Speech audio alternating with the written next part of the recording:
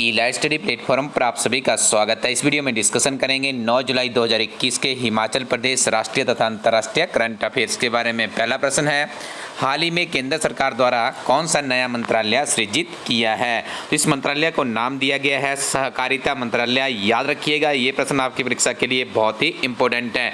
Comment section में बताइएगा इस मंत्रालय का कार्यभार किसे सौंपा गया है, इस कार्यालय का मंत्री किसे बनाया गया है। हमेशा याद रखिएगा, जब भी कोई भी नई चीज़ होती है और सेंट्रल गवर्नमेंट में काफ़ी बड़ा फेरबदल किया गया है, मिनिस्ट्रीज में नए मंत्री भी इंक्लूड किए गए हैं, तो निश्चित तौर पर वहाँ से तो आपको प्रश्न देखने को मिलेगा ही।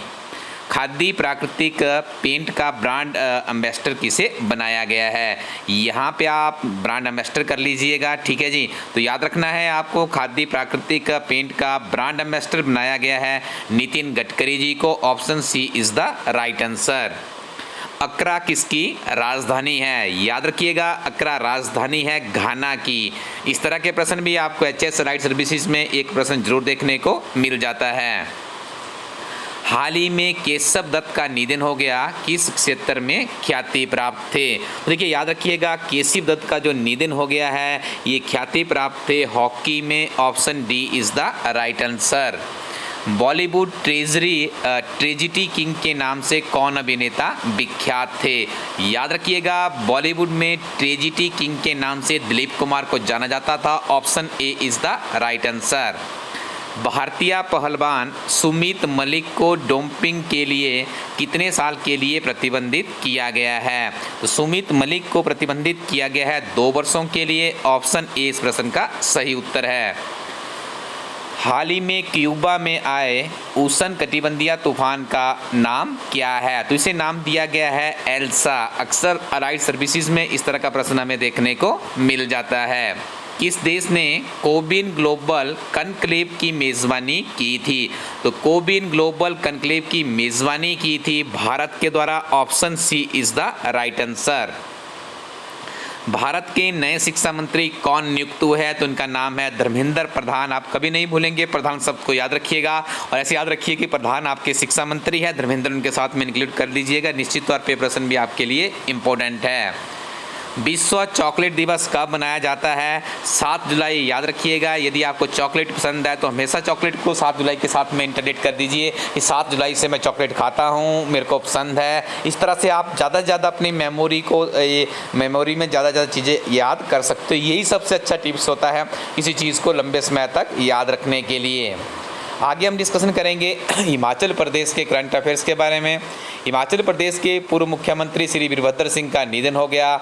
इनका संबंध किस राजनीतिक दल से था? तो भारतीय कांग्रेस पार्टी के काफ़ी दिग्गज नेता थे। पूरा हिमाचल इन्हें सैल्यूट करता है। आज कमेंट सेक्शन में राजा वीरभद्र सिंह के लिए आप जय हिंद लिखिएगा। 6 बार इन्होंने हमारे इस हिमाचल प्रदेश को मुख्यमंत्री के रूप में नेतृत्व दिया है। थोड़ा सा उनका जीवन परिचय जानना भी यहाँ पे हमारे लिए बहुत ही जरूरी है। तो वीरभद्र सिंह जी का जन्म हुआ था 23 जून 1934 को। बुसहर रियासत में हुआ था। राजा पद्म सिंह इनके पिता थे। 87 वर्ष का इनका जीवन काल रहा। और यदि आपको इनके बताएं कि राजनीति में जो इनका प्रवेश हुआ था 1983 में प्रथम बार राजनीति में आए। उसके बाद देखिए 1983 से 85 तक पहली बार, 85 से 90 तक दूसरी बार, 1993 से 1998 तक तीसरी बार, 1998 में कुछ दिन के लिए चौथी बार, फिर 2003 से 2007 तक 5वीं बार और 2012 से लेकर 2017 तक 6ठी बार ये मुख्यमंत्री रहे हैं। इनके बारे में आपको कुछ ऐसे फैक्ट हम यहाँ पे बताएंगे जो कि आपकी परीक्षा के लिए बहुत ही महत्वपूर्ण है और एक ऐसे दिग्गज पर्सनालिटी के लिए कुछ चीज़ें जानना भी हमारे लिए बहुत ही जरूरी होता है। लोकसभा के लिए वह पहली बार 1962 में महासू लोकसभा क्षेत्र से चुन के आए थे। देखिए, आपको ज्ञात होगा जब शुरू में हमारा हिमाचल प्रदेश बना था तो वहाँ पे महासू था, मंडी था, सिरमौर था, चंबा था, 4 ही जिला हुआ करते थे। तो जो महासू लोकसभा सीट थी वहाँ से जो चुनकर पहुँचे थे 1962 में वो राजा वीरभद्र सिंह थे। लोकसभा के लिए वीरभद्र सिंह 1962, 1967, 1971, 1980 और 2009 में चुने गए थे। देखिए, 6 बार मुख्यमंत्री और यहाँ पे आप देखिए 1962, 67, 71, 80, 2009 5 बार सांसद बने। वर्तमान में वीरभद्र सिंह अर्की से विधायक थे। This is very important for you. आपको ज्ञात है पहले ही हमारा फतेहपुर वैकेंट चल रहा है, उसके बाद एक सीट और थी जिसकी अभी हाल ही में वो भी वैकेंट में चल रही है। उसके बाद लोकसभा के चुनाव मंडी में प्रस्तावित है, तो अब अर्की की सीट भी यहाँ पे देखिए वैकेंट हो चुकी है। तो अर्की से आपको याद रखना है, सोलन जिला में अर्की पड़ता है और यहाँ से वीरभद्र सिंह विधायक चुने गए थे।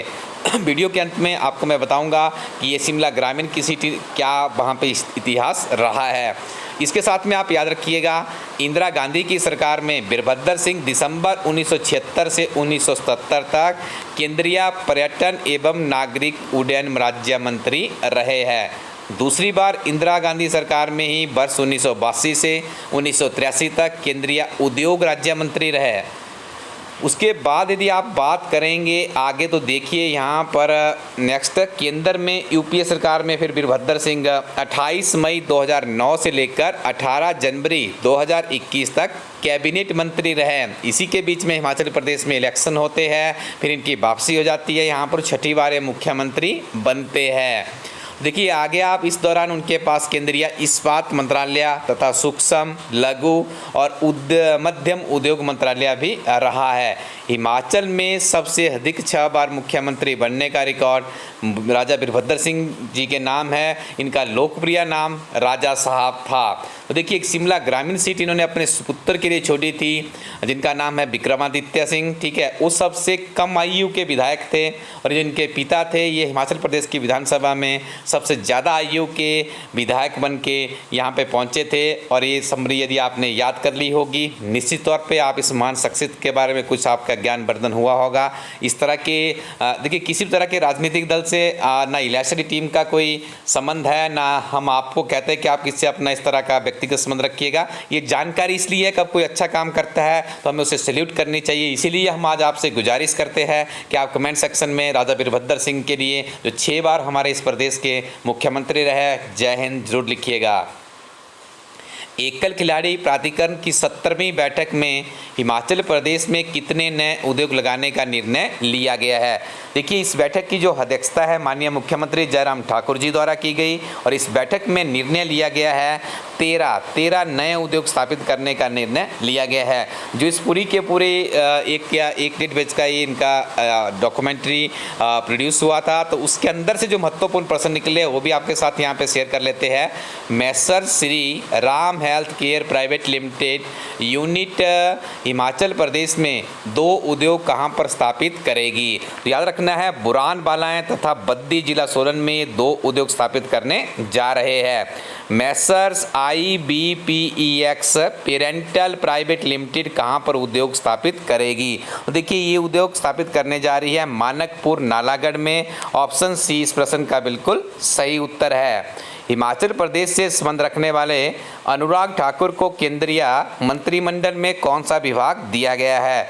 हमीरपुर जिला से संबंध रखते हैं, चौथी बार सांसद बनने में सफल हुए हैं और वर्तमान में देखिए इन्हें युवा सेवाएं एवं खेल मंत्रालय तथा सूचना एवं प्रसारण मंत्रालय जैसे महत्वपूर्ण डिपार्टमेंट इन्हें दिया गया है। इससे पहले मोदी सरकार में इनके पास था राज्य वित्त मंत्री के पद पर कार्यरत थे। गूगल प्ले स्टोर पर जाइए, इलास्टडी एजुकेशनल टाइप कीजिए, HS का कोर्स हमारा वहाँ पर शुरू हो चुका है। पुलिस कांस्टेबल की भी कुछ इन्फॉर्मेशन वहाँ पर अपलोड कर दी गई है, उनके साथ भी अपनी तैयारी को आगे बढ़ा सकते हैं। यदि आप अच्छे से तन मन सेल्फ स्टडी करना चाहते हैं, किस तरह की कोचिंग में अपना पैसा खर्च नहीं करना चाहते हैं, तो इलास्टडी कोरोटिन वेबसाइट पे जाइए। यहाँ पे जाके प्रीवियस सॉल्व पेपर की एक किताब है, सबसे पहले इस किताब को पढ़िएगा। एक किताब आपका एक मार्गदर्शन करेगी, अच्छी लगेगी तो उसके बाद आप इलास्टडी टीम के करंट अफेयर्स और किताबें भी पढ़ सकते हो।